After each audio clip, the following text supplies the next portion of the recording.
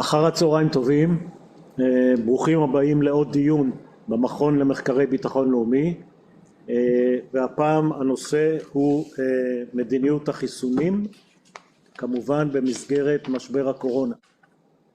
תודה. תודה עמוס, ובאמת תודה לאכסניה למכון שממשיך ולוקח את הנושא. הזמן מקום, אז נדון גם בכל סוגיית המוטציות. אנחנו יודעים שאנחנו לא יודעים היום מה המשמעות של המוטציה הספציפית שמדברים עליה, האם החיסון נותן לה מענה או לא נותן לה מענה, אבל זה כן מלמד אותנו בוודאות דבר אחד, המציאות היא יותר מורכבת ממה שאנחנו חושבים. לא יהיה פה חיסון ונגמר האירוע, אלא יהיו עוד התפתחויות במעלה הדרך שנצטרך לתת להן מענה, והם גם פרופסור דן אריאלי ואחר כך נדב אייל. דן איתנו? ארז?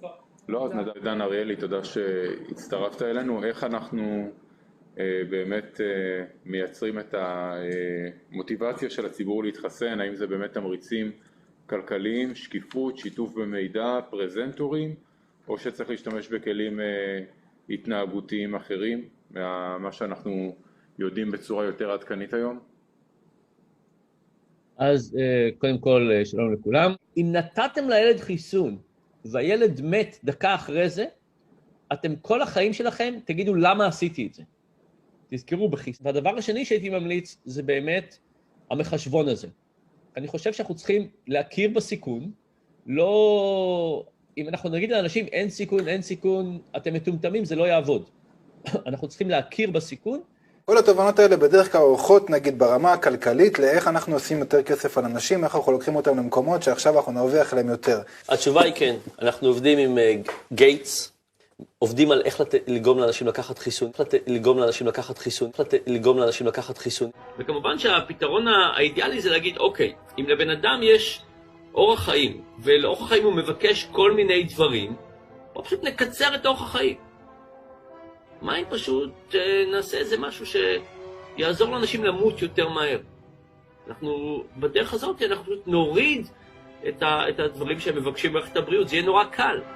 למשל, מה אם נחליט שכל האמבולנסים יגיעו רבע שעה יותר באיחור? פשוט נתקע אותם בפקקים קצת. ואז מה שיקרה שהם לא יגיעו, ויהיו אנשים שלא יצטרכו טיפול שני להתקף לב. זה ממש פשוט. או מה יקרה אם נעודד עישון בגיל יותר צעיר? גם אז אנשים ימותו יותר מהר, יהיה להם פחות צורך בבריאות. בקיצור, יש המון כיוונים כאלה, וכמובן הכיוון שאני חושב שאנחנו בעצם לוקחים אותו כבר, זה הכיוון של לחץ, להלחיץ אנשים. ככל שאנשים סובלים יותר ביום-יום, לחוצים, לא מבינים מה קורה בחיים, איזה דברים נוחתים עליהם, מה הממשלה מחליטה, מה קורה, הלחץ הזה מאוד מוריד את היכולת של מערכת החיסונית, ולכן אנשים מקבלים יותר מחלות ומתים יותר. אז אני חושב שאנחנו בכיוון, התחלנו עם הלחץ בתור דרך להוריד מהעול של מערכת הבריאות, אבל אני חושב שאנחנו צריכים להמשיך את זה ולשפר את זה עוד יותר. זהו, זה ההצעות שלי. אז אם היינו לוקחים את ההצעה הזאת ברצינות, מה שהיינו עושים, זה היינו נותנים לכל בן אדם במדינה תור, תאריך. הנה התור שלך, ביום הזה. אתה לא רוצה את התור הזה, אתה צריך לחתום על מסמך ולהגיד, אני מוותר על התור שלי, ואם אני ארצה, אני אהיה בסוף התור מתישהו. כלומר, צריך להבין שיש איזושהי עלות, צריך שברירת המחדל היא להיכנס, יש כבר תאריך, יש מקום, יש שעה, וצריך לא לעשות את זה. כמובן שאפשר גם להקשות על הלצאת. אפשר להגיד, אנחנו רוצים שתחתום, שאם יש לך, אם אתה חולה אחרי זה, אתה תשלם את ההוצאות הרפואיות. זאת אומרת, אפשר את היציאה מזה לעשות יותר חזקה. אבל בתור התחלה, אני חושב שלתת לכל אחד זמן ותור ותאריך לחיסון, כמובן זה יכול להשתנות אם לא מגיעים החיסונים, אבל הנה הזמן והתור, ומישהו צריך לעשות מאמץ לא להתחסן. זה אני חושב חלק אחד, ובעיקר בשאלה עם חיסונים, יש שאלה של הסיכון לקחת את החיסון, מול הסיכון לא לקחת את החיסון. אז אני מדמיין לעצמי מחשבון סיכונים, שבו אנחנו מראים לאנשים כל מיני סיכונים. מה הסיכון לצאת מהבית, לא בזמן הקורונה, להיכנס לאוטו ולהשתמש בזמן נהיגה, ומה הסיכון לאכול סוכר, ומה הסיכון לשתות אלכוהול, ומה הסיכון, כולל הנה מה הסיכון לא לקחת את החיסון. מה הסיכון לחלות, מה הסיכון להדביק אנשים אחרים, מה הסיכון למות, והנה הסיכון כן לקחת את החיסון. עכשיו, בתוך המחשבון הזה, יש אנשים שאנחנו לא רוצים, אנחנו רוצים לתת להם אפשרות לשנות את ההסתברות למה שהם חושבים. אנחנו רוצים לתת להם, הנה מה שהמומחים רוצים, אבל אם אתם רוצים לשנות את זה, בבקשה, תשנו את ההסתברות שלכם. עכשיו, למה זה חשוב? כי אני חושב שהאנשים שהם מתנגדים, צריך לשנות את השיחה מכן או לא, לאיזה סיכונים אנחנו מוכנים לתת, וצריך להמחיש את הסיכונים האלה. דרך אגב, יש עוד כל מיני דברים, אנשים למשל מבינים סיכונים יותר טוב כשאומרים להם מה שנקרא frequentist. 2 ממיליון, 7 ממיליון מאשר אחוזים. אז הייתי עושה עוד משהו כזה. ותחשבו לעצמכם על חיסון אחר. ונניח שאני אומר לכם, תשמעו, החיסון הזה, אם לא תיתנו אותו לילד שלכם, יש סיכון 1 מ-100,000 שהילד ימות. אבל אם תיתנו לו את החיסון, יש סיכוי 1 ממיליון שהוא ימות, הרבה יותר נמוך, אבל הוא ימות ברגע שתיתנו לו את החיסון. תחשבו על השאלה הזאת. האנשים לא מוכנים תחת התנאים האלה לתת את החיסון. ביקשתי ממנכ"ל משרד הבריאות שלא יספר לי כמה נדבקים, אלא מי נדבק. שזה הדבר הכי חשוב. קיבלתי את הנתונים, חלוקה לגילאים. בני 0 עד 40, שזה 60% מהנדבקים, 0.04 תמותה, 0.3 חולים במחלה רצינית, כלומר שהם מונשמים. בני 40 עד 60, שזה 23% בכלל מהנדבקים, 0.3 תמותה, 1.4 חולים קשה, מונשמים. בני 60 עד 70, התמונה כבר משתנה, 8.5% נדבקים, אבל תראו, מספר הנדבקים יורד ככל שהגיל עולה, 8.5 בלבד, אבל 2% תמותה, 5%, 5.1 מונשמים, בני 70, 80, 4.5% מהנדבקים, 9% מהתמותה, 11.5 מונשמים, בני 80 פלוס, רק 4% מהנדבקים, 27% מהתמותה, 11% מונשמים. שני דברים נורא בולטים פה, פרופסור לוין. לטובת צופנו חשוב לשים לב שמה שראינו באחוז התמותה זה מקרב אותה קבוצת גיל. כלומר, מעל גיל 80, לפי הנתונים הללו, 27% מעל גיל 80. אבל שני דברים נורא בולטים.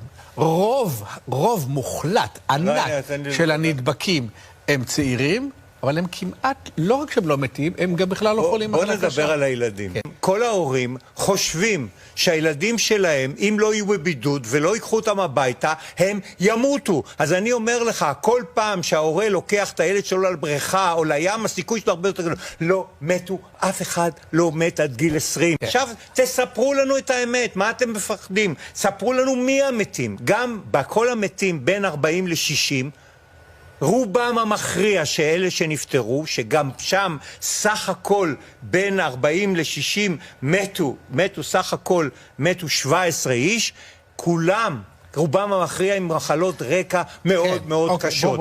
אנחנו עובדים עם גייטס, עובדים על איך לגרום לאנשים לקחת חיסונים.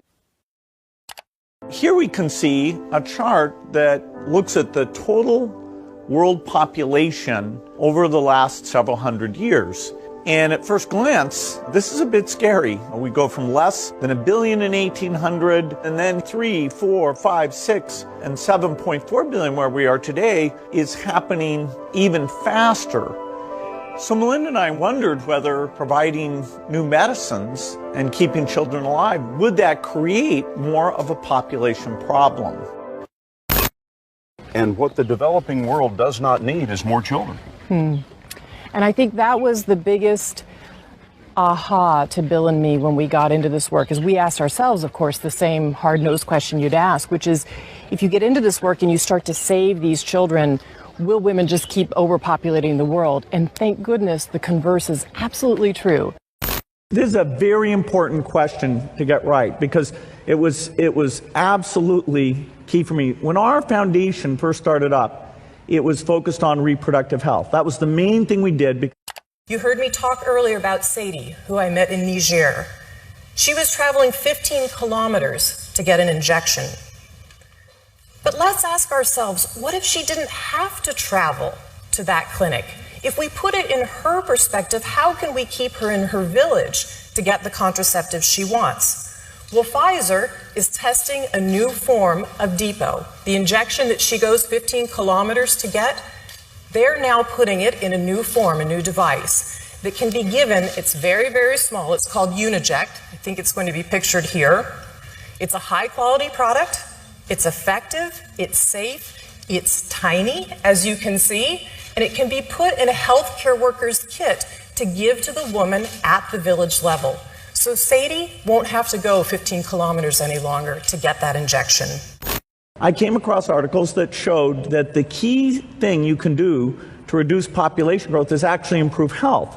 And that sounds paradoxical. You think, okay, better health means more kids, not less kids. Well, in fact, what parents are doing is they're trying to have 2 kids survive to adulthood to take care of them. And so the more disease burden there is, the more kids they have to have that high probability. So there's a perfect correlation that as you improve health, within a half generation, the population growth rate goes down. Yes, the Gates stated plan is to reduce population growth by improving health. אנחנו עובדים עם גייטס, עובדים על איך לגרום לאנשים לקחת חיסונים.